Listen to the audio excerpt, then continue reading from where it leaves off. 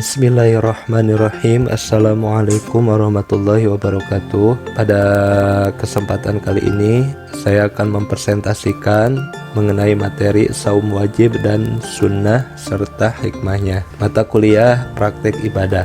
Adapun yang akan dibahas yakni pengertian puasa, dasar hukum puasa, macam-macam puasa, dan hikmah puasa. Yang pertama, pengertian puasa. Dalam bahasa Arab dan Al-Quran, puasa disebut syaum atau syam, yang berarti menahan diri dari sesuatu dan meninggalkan sesuatu atau mengendalikan diri. Pengertian puasa menurut para ulama dikatakan menurut Abdullah Muhammad bin Qasim Asy-Syafi'i, puasa adalah menahan diri dari segala sesuatu yang dapat membatalkannya, seperti keinginan untuk bersetubuh dan keinginan perut untuk makan, semata-mata karena taat patuh kepada Tuhan dengan niat yang telah ditentukan, seperti niat puasa Ramadan. Kemudian menurut Syekh Zainuddin bin Abdul Aziz Al-Malibari, puasa menurut bahasa, kata ini mempunyai arti menahan, sedang menurut syara adalah menahan diri dari segala yang membatalkan puasa dengan syarat-syarat.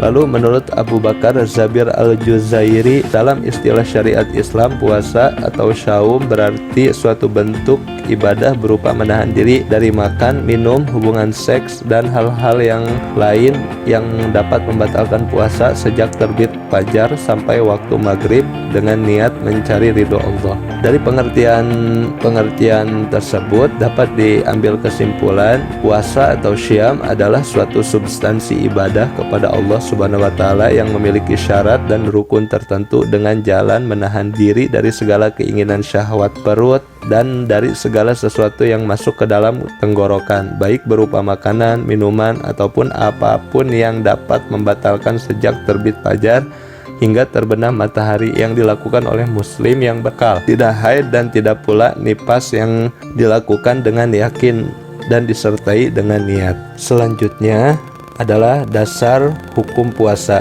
Terdapat dalam Al-Quran, sunnah, dan ijma mengenai puasa. Yang pertama, dalil dalam Al-Quran mengenai puasa yang berbunyi Bismillahirrahmanirrahim. Ya ayyuhalladzina amanu kutiba alaikumus syamu kama kutiba alal ladzina min qablikum la'allakum tattaqun. Artinya, hai orang-orang yang beriman, diwajibkan atas kamu berpuasa sebagaimana diwajibkan atas orang-orang sebelum kamu agar kamu bertakwa. Selanjutnya, dalil dasar hukum menurut sunnah. Rasulullah Shallallahu Alaihi Wasallam bersabda, yang artinya Islam dibangun di atas 5 pilar: kesaksian bahwa tiada Tuhan melainkan Allah dan Muhammad utusan Allah, melaksanakan sholat, menunaikan zakat, haji, dan puasa pada bulan Ramadan. Lalu dasar hukum menurut ijma. Para ulama mujtahid telah sepakat bahwa puasa Ramadan merupakan salah satu kewajiban dalam agama Islam yang harus dilaksanakan oleh setiap muslim laki-laki dan perempuan jika telah memenuhi syarat dan tidak terdapat halangan. Selanjutnya yang akan dibahas yaitu tentang macam-macam puasa. Dilihat dari waktu pelaksanaannya, puasa dibagi menjadi dua, yaitu puasa yang dilaksanakan pada bulan Ramadan dan puasa yang dilaksanakan di luar bulan Ramadan. Adapun hukum puasa, terdapat ada puasa wajib, ada puasa sunnah, dan ada puasa makruh, dan juga ada puasa yang diharamkan. Namun yang akan dibahas yaitu puasa wajib dan puasa sunnah. Yang pertama, puasa wajib. Puasa wajib yaitu yang pertama puasa dalam bulan Ramadan. Kedua, puasa kifarat atau kafaroh, yaitu puasa yang diwajibkan karena melakukan pelanggaran terhadap ketentuan agama atau dapat dikatakan puasa denda. Tiga, puasa nazar, yaitu puasa yang dijanjikan oleh seseorang. Jika yang diinginkannya terkabul, maka ia diwajibkan berpuasa sesuai dengan yang dijanjikan atau nazarnya.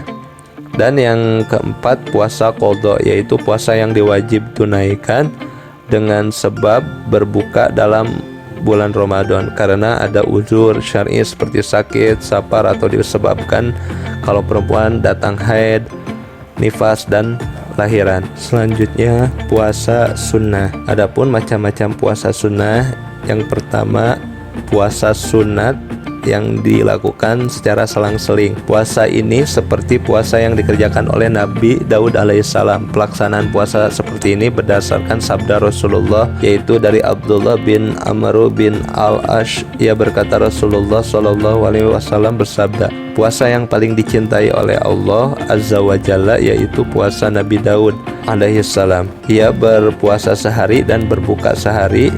Dan sholat yang paling dicintai oleh Allah Azza wa Jalla yaitu sholat Nabi Daud alaihissalam. Ia tidur setengah malamnya, bangun sepertiga, dan tidur seperempatnya. Hadis riwayat Ibnu Majah, nomor hadis 1712.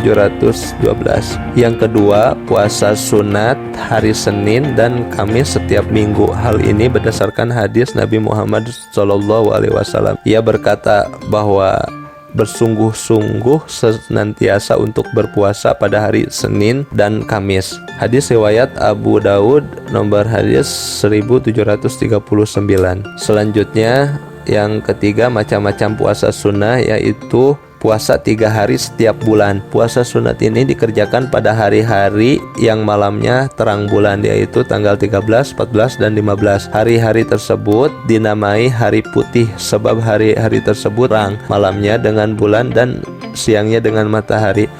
Pahala puasa sunat ini setara dengan puasa dahar, karena pahala dilipat gandakan, satu kebaikan diberi pahala 10 kali lipat. Dari Abu Dzar radhiyallahu an berkata, Rasulullah Shallallahu alaihi wasallam memerintahkan kami untuk berpuasa 3 hari pada setiap bulan, yakni tanggal 13, 14, dan 15. Hadis riwayat An-Nasai At-Tirmizi, nomor hadis 761, dan disahihkan oleh Ibnu Hibban. Selanjutnya, macam-macam puasa sunat. Yang keempat adalah puasa sunat 6 hari di bulan Syawal. Puasa sunat ini boleh dikerjakan setelah hari raya Idul Fitri pertama. Cara pelaksanaan puasa sunat ini boleh dikerjakan terpisah-pisah, tetapi beruntun lebih afdol. Jadwal puasa wajib bulan Ramadan dan ditambah lagi dengan puasa 6 hari bulan Syawal dianggap seperti berpuasa setahun penuh, kecuali hari raya Idul Adha yang harus menunggu setelah hari-hari tasyrik 11, 12, dan 13 Zulhijjah. Dari Abu Ayyub Al-Ansyari, ia berkata, Rasulullah Shallallahu alaihi wasallam bersabda, barang siapa yang berpuasa Ramadan lalu melanjutkannya dengan puasa 6 hari di bulan Syawal, maka ia berpuasa selama setahun. Hadis riwayat Muslim, nomor hadis 1164. Selanjutnya, macam-macam puasa yang kelima, yaitu puasa sunat hari Arafah. Puasa sunat hari Arafah dilaksanakan pada tanggal 19 Zulhijjah. Hal ini berdasarkan hadis Nabi Muhammad SAW, yaitu dari Ummu Al-Fadl bin Al-Haris. Orang-orang saling berdebat di hadapannya pada hari Arafah tentang puasanya Nabi Shallallahu alaihi wasallam. Sebagian berkata beliau berpuasa dan sebagian lain berkata beliau tidak berpuasa. Ummi Al-Fadil lalu memberikan segelas susu kepada Nabi Shallallahu alaihi wasallam yang sedang naik unta di Arafah. Lalu Nabi Muhammad SAW meminumnya. Hadis riwayat muttafaq alaih, nomor hadis 2441. Yang terakhir adalah puasa sunat Asyura. Puasa Asyura lebih dianjurkan sebab puasa Asyura untuk menghormati kemenangan Nabi Musa alaihissalam. Hal ini berdasarkan sabda Nabi Muhammad SAW, yaitu dari Ibnu Abbas. Ia berkata, ketika Nabi SAW tiba di Madinah, beliau melihat orang-orang Yahudi berpuasa di hari Asyura. Ketika mereka ditanya tentang puasa itu, mereka menjawab, hari ini adalah hari saat Allah memenangkan Nabi Musa atas Fir'aun. Kami berpuasa untuk mengagungkannya. Rasulullah SAW kemudian bersabda, kami lebih berhak atas Nabi Musa daripada kalian. Nabi pun lalu memerintahkan untuk berpuasa pada hari Asyura. Hadis riwayat muttafaq alaih. Selanjutnya, macam-macam puasa sunnah. Yang ketujuh yaitu puasa sunat Sya'ban. Nabi Muhammad SAW sendiri senang memperhatikan tentang puasa sunat Sya'ban ini, sebagaimana sabda beliau. Rasulullah SAW bersabda, aku tidak melihat Rasulullah SAW pada bulan manapun lebih banyak dari puasanya, karena Allah Subhanahu wa taala di bulan Sya'ban beliau puasa pada bulan Sya'ban, hampir sebulan penuh kecuali beberapa hari, bahkan adanya beliau puasa 10 bulan itu. Yang terakhir adalah puasa sunat 10 hari dari bulan Zulhijjah. Hal ini berdasarkan sabda Rasulullah SAW. Ia berkata, ada 4 perkara yang tidak pernah ditinggalkan oleh Rasulullah: puasa Asyura, puasa 10 hari di bulan Zulhijjah, puasa 3 hari setiap bulan, dan salat sunat 2 rakaat sebelum subuh. Hadits riwayat Nasai 2206.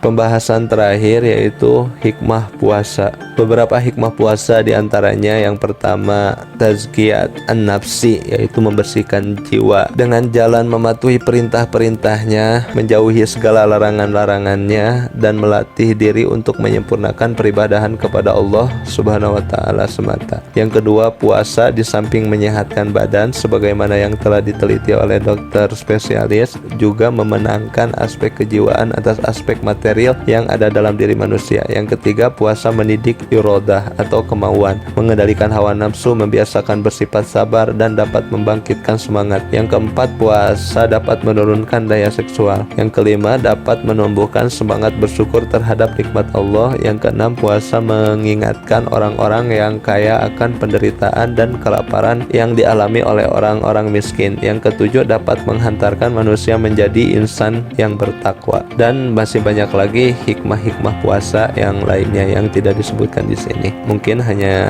ini yang saya dapat sampaikan. Kurang lebihnya mohon maaf apabila ada kekurangan ataupun kekhilafan. Akhirul kalam, Allahul muwaffiq ila aqwamit thoriq. Assalamualaikum warahmatullahi wabarakatuh.